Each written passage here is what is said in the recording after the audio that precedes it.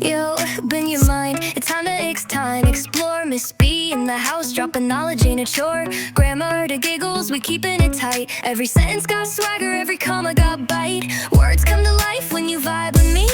Learning feels lit, English with Miss B. Style, voice, nuance, drip. We flip that script, take a power trip.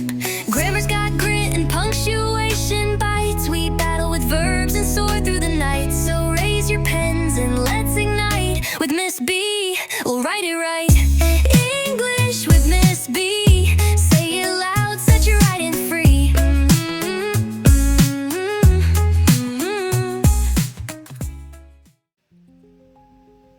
Hello everybody, and welcome to English with Miss B. In today's tutorial, we will explore the concepts of style and voice in various forms of texts. Grade 12 learners studying the IEB curriculum are currently doing a deep dive into this area of textual analysis as a key component of their CAT task for 2025. However, every learner in high school will encounter questions on style, voice, diction, and tone in their formal assessments in English. So I think this tutorial is basically for everybody. So let's dive right in. Nothing screams style and voice more than genre. Let's have a look at how different genres would interpret the following line. There was a knock at the door. There was a knock at the door. Interpreted in 4 genres: horror, romance, business, and mystery. Can you tell which is which? 3 knocks. Too slow to be polite, too late to be safe. Just as I was about to leave came the softest knock, like hope changing its mind. At 9:03, the knock came. At 9:04, everything changed. Someone's at the door. Probably IT again with the projector I asked for 2 hours ago. If you're a reader, you would have found the previous clip quite entertaining and quite a no-brainer to distinguish the various genres. Now try this one on for size. We've got column A and the next slide will be column B. So you're going to match the quotes in column A with the famous and some not so famous personalities in column B. Are you ready? Now, I want you to think about the tone, style, and attitude of each speaker. Okay, let's go. 1. We delight in the beauty of the butterfly, but rarely admit the changes it has gone through to achieve that beauty. 2. Born a crime. That's what they called it, because having a child with someone of a different race in apartheid South Africa? Illegal. 3. I bury hatchets, but I keep maps of where I put them. Goodness, that sounds like a pirate. 4. Being yourself is not a crime, unless you're in my English class and you're talking during my lesson. That sounds eerily familiar. And here is your column B. Please match the quotes from column A with these options from column B. A. Trevor Noah. B. Taylor Swift. C. Maya Angelou. And D. Your very own Miss B. Drop your answers in the comments. Just write the letter that matches each number. For a bonus bit of information, I want to know which quote you vibe with the most and why. Stick around till the end of the tutorial and I'll give you the correct answers. Before we get into the nitty-gritty of this topic, please like, share, and subscribe to my channel so I can reach more people. It's English with Miss B. Thank you so much. In the next section, we're going to talk about exactly what are voice and style. Stick around. Before we get to what exactly style and voice are, it's time for my favorite part of the lesson, our lucky word of the day. Okay, time for my favorite part of the lesson, Miss B's lucky word of the day. Today's word is nuance. Let's say it together. Nuance. Ooh, fancy, right? Nuance. A subtle difference or slight variation in meaning, expression, tone, or feeling. Nuance is like the quiet detail that changes everything. It's not loud or obvious. It's that small shift in how something is said or written that gives it extra meaning. Think of nuance like seasoning in food. You don't always notice it directly, but without it, everything's bland. In writing, it's the difference between sounding confident or sounding cocky. I'm fine. When Nakia says Wakanda can't hide anymore in Black Panther, it was a dark and stormy night. The night curled in on itself, heavy with storm.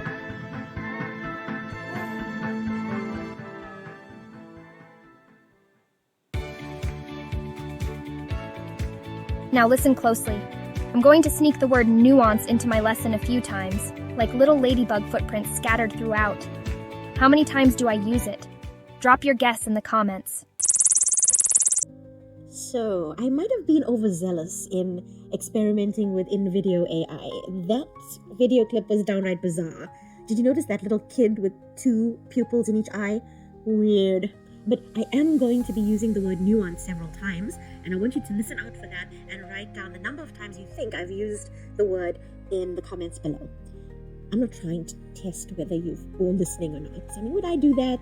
Okay, so what are voice and style?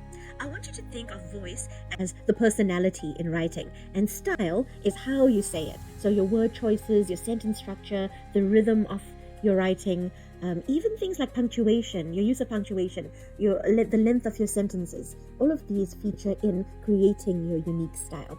Think of voice as your vibe, and style is how you dress that vibe. Okay, I'm going to break this down a little further with some help from Hollywood.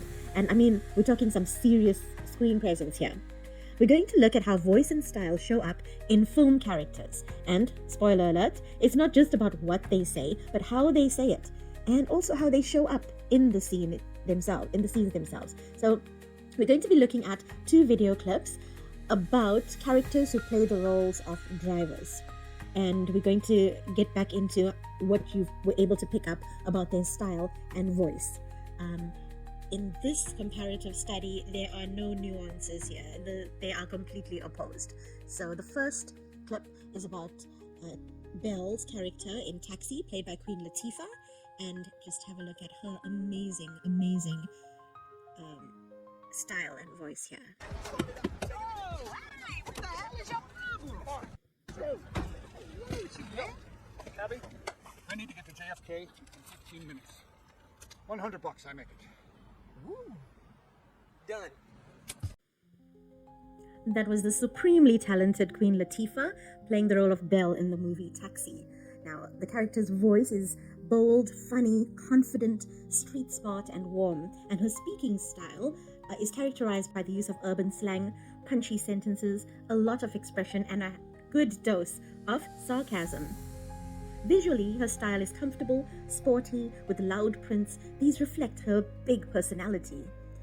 Belle's voice is so unmistakably her. I mean, you could read a line from her dialogue and know that's her. Her style is fast-talking, rhythmic, full of zingers. These match her fashion sense perfectly. Bold, unapologetic, cool. Her whole vibe seems to say, I'm here, I'm fierce, and I don't wait for green lights. Now we're going to look at a contrasting character, also a driver, and that is Jason Statham's character in Transporter. He plays the role of Frank Martin. And have a look at his style and voice, and then compare it to me.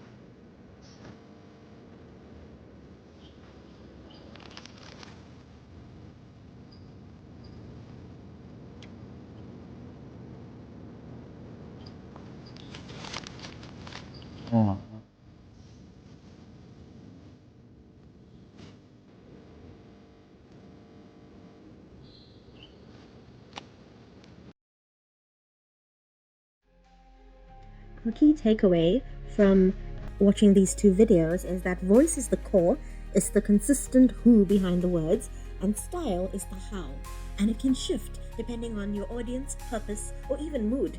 Whether you're Queen Latifah sassing through the streets or Jason Statham delivering silence like it's a weapon, your writing needs both. Voice gives it soul, and style gives it structure. So our grade 12s who are studying the IEB curriculum, this one's for you. You're going to be completing your CAT tasks this term, and a large part of that task or that project involves transactional writing and comparing style and voice over various formats, or even various types of transactional pieces. So I want you to think about the following. What is the vibe of my character or piece? That would be your voice. And what's the best way to show that vibe on the page? That would be your style. Now, in order to achieve that, you're going to make adjustments to diction, punctuation, rhythm, and tone accordingly. In our next tutorial, I am going to focus on transactional writing specifically, but for now, I just want to do a comparative study between a tweet and an academic paragraph, and we'll just take it from there. Let's talk about the easier of the two formats, which is the tweet. I'm not sure if the tweet is the correct term. Do you say I'm going to send out a tweet, or do you say I'm going to send out an X? Because, the company that owns it is now called X. I understand why you would send out an X. Or maybe it's an algorithm thing, a mathematical thing. I always think of X as in variables in mathematics. Nightmares from high school. All right, but let's talk about what I do know. And that is when you send out a tweet, your voice is expected to be playful, informal, sarcastic, snarky, or like I like to say, snarkastic. But remember that you're communicating with a broader audience. So because you have global reach, you need to be more mindful about not offending anybody. We know how often politicians and celebrities get into trouble because of their tweets. So your tone should be casual or humorous. Let's go on to the style. So in a tweet, the style is quick, concise, direct. You will use abbreviations, emojis, and it's a less structured kind of format because of the limited number of characters you're allowed to use per tweet.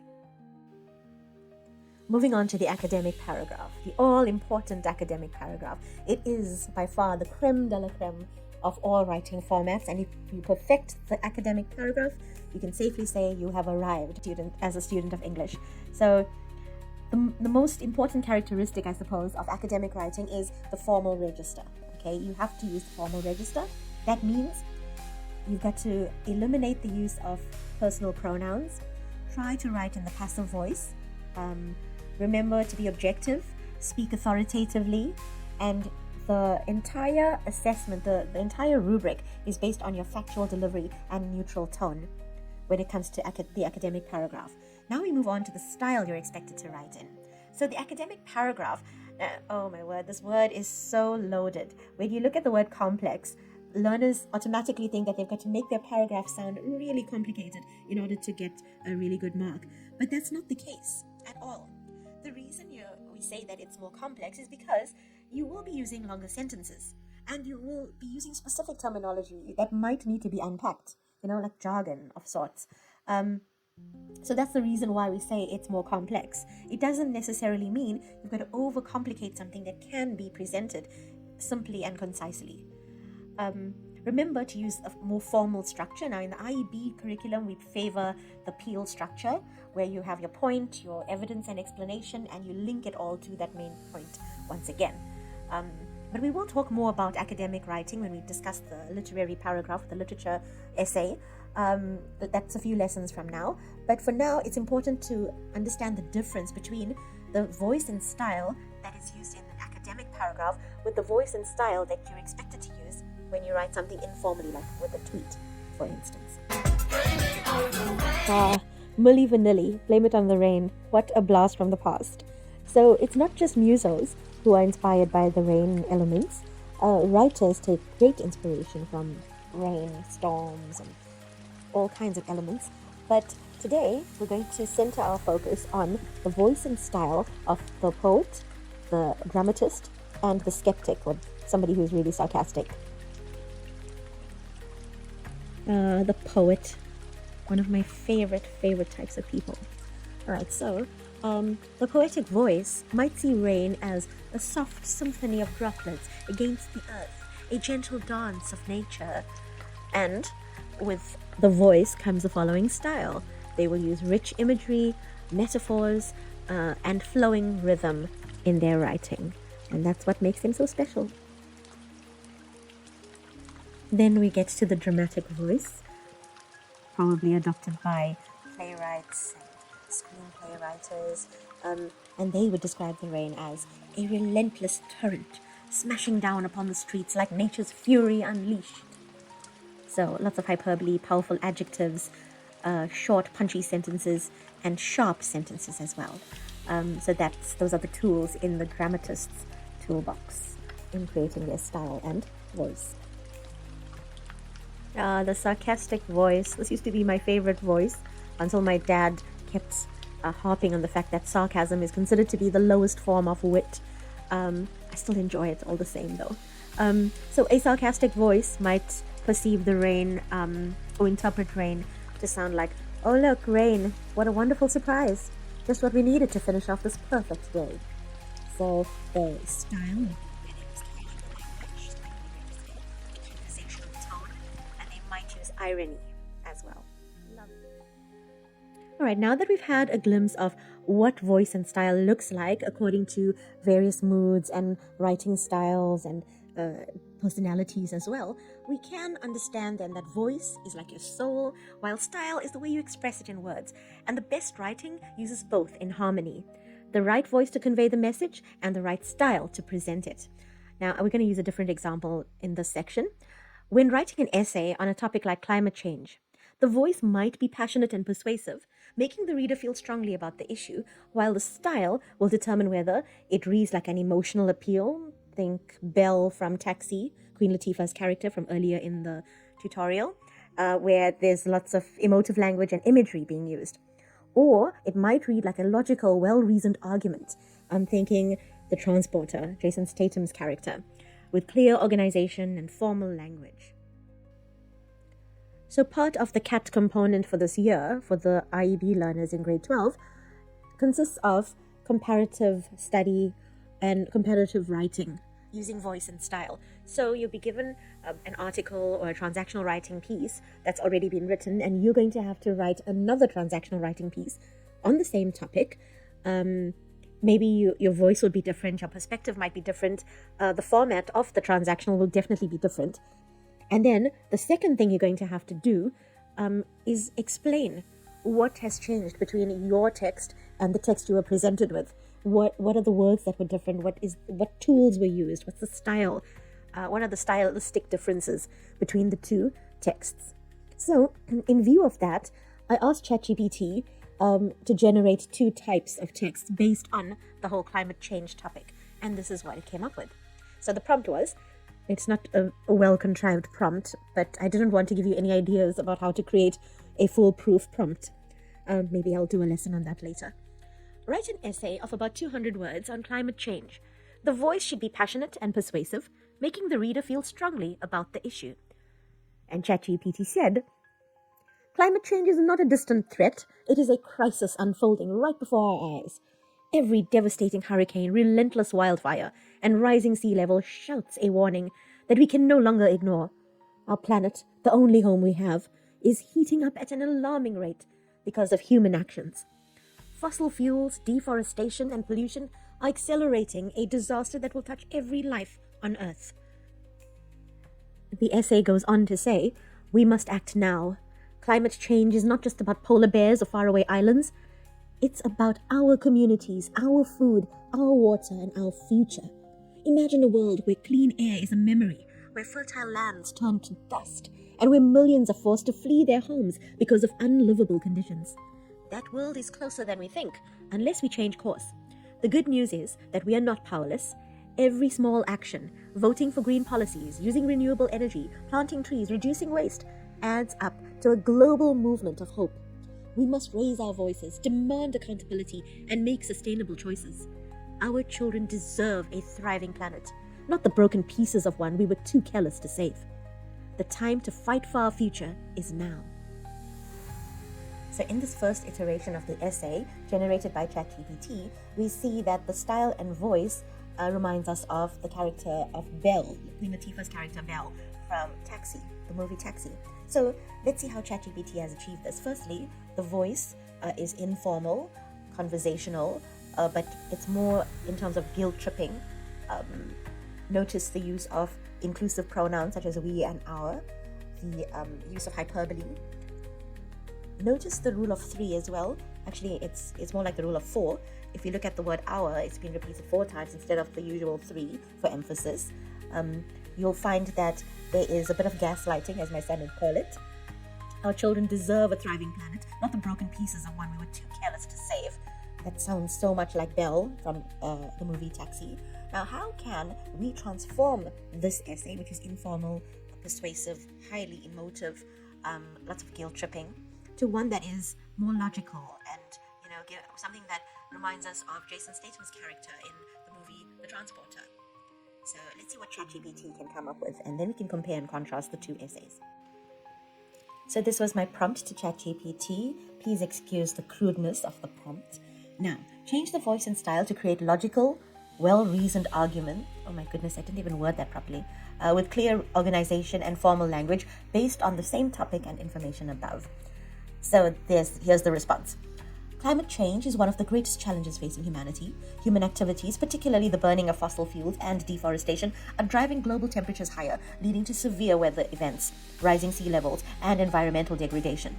The impacts extend beyond the environment, threatening economic stability, public health, and global security. More frequent natural disasters destroy homes and infrastructure, while resource scarcity worsens inequalities and increases the risk of conflict.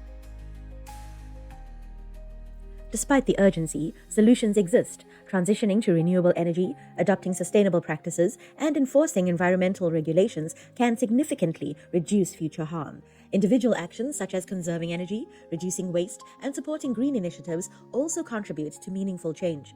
In short, while climate change is a serious threat, it is not insurmountable.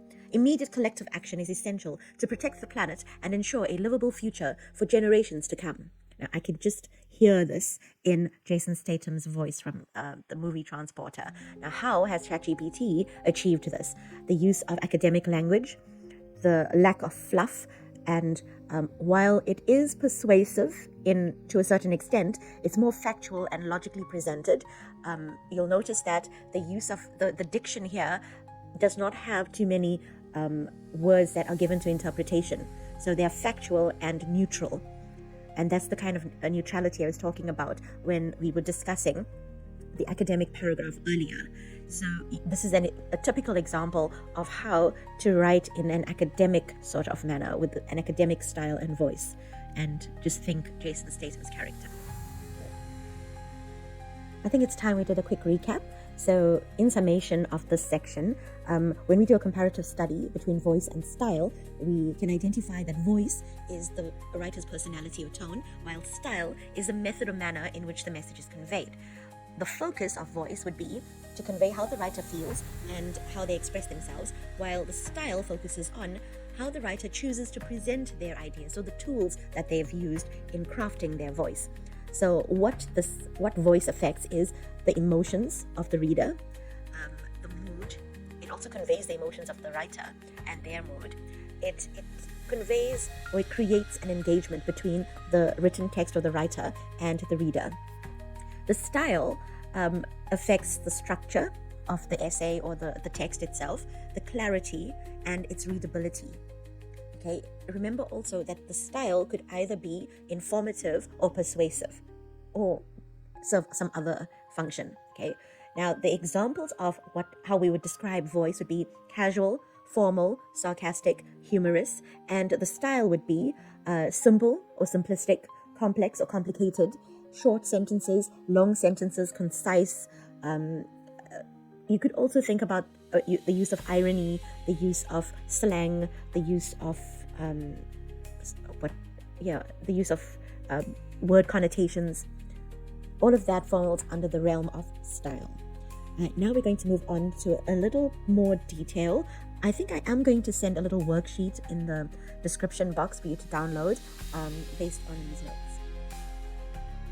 And now that we have come to the end of our tutorial, thank you so much for sticking around. And here is your reward. I've created a list of the techniques you could use in your writing, but also the techniques that you will be called upon to identify when analyzing a particular text. So diction is your word choices, and it informs the tone. The effect would be it creates a tone. So think about cheap versus affordable, right? Connotation is the emotion linked to a word. Think about home versus house. A home is warm and loving, and there's a connotation of warmth and love and family. And house is just a structure with bricks and mortar. Ambiguity often confused with double meaning, but there's a distinction between the two. So ambiguity is where the writing has multiple meanings or a layered tone. It can seem a bit confusing, and deliberately so. I saw her duck. Does it mean that she ducked? Or does it mean that she has a duck? Double meanings are often used in satire, puns, and sarcasm. Think about memes, like meme texts, like "I'm over it." Are you really? Sarcasm, opposite of the literal meaning. Oh, great, another test. Now, lots of learners can't really distinguish between sarcasm and irony. The rule of thumb is sarcasm is always negative, and irony is not necessarily negative. Right? We will get into the distinction in a lot more detail at a later stage. So satire is where humor combined with a sort of critique or a social commentary. Think about your political cartoons. Think Zapiro. Euphemism is used to soften a harsh truth. Instead of saying they died, you will say, or they kicked the bucket, as some people used to say back in my day. But you say passed away or passed on. Equivocation is to speak in half-truths. Think Macbeth and the witches. Saying something vaguely on purpose. Depends on your view. So there are people who speak exclusively with equivocations. It's very annoying. Emotive words, they trigger feelings, such as brutal and heroic. Propaganda is where you use the language of persuasion through bias, emotional appeal. Ad analysis or headlines usually carry propaganda. I'm so sorry, my dog is lapping up water really loudly. I apologize for the background noise. Propaganda, we've covered propaganda. Punctuation changes the pace, tone, and urgency of the text. It also alters the meaning. I mean, look at the example. Let's eat, Grandma, as opposed to let's eat, Grandma. There's a huge difference there. I mean, really, guys, punctuation saves lives. Thank you so much, everyone, for sticking with me to the end. I hope it wasn't too boring, and I really hope that you benefited and you enjoyed the content. Grade 12, studying the IEB curriculum. I wish you all the best with your CATS task, and here are the solutions to the quiz I asked earlier on in the episode. I'm sure you aced it, actually. So I want you to please drop a comment about the kind of content you'd like to see me post or to create in future episodes. I'd really appreciate that feedback. And thank you so much for watching. Please like, share, and subscribe. Let's try and grow this community so we can reach more learners who are struggling in English or who would like a little more support in the subject. Remember, guys, punctuation saves lives. I'll catch you on the first.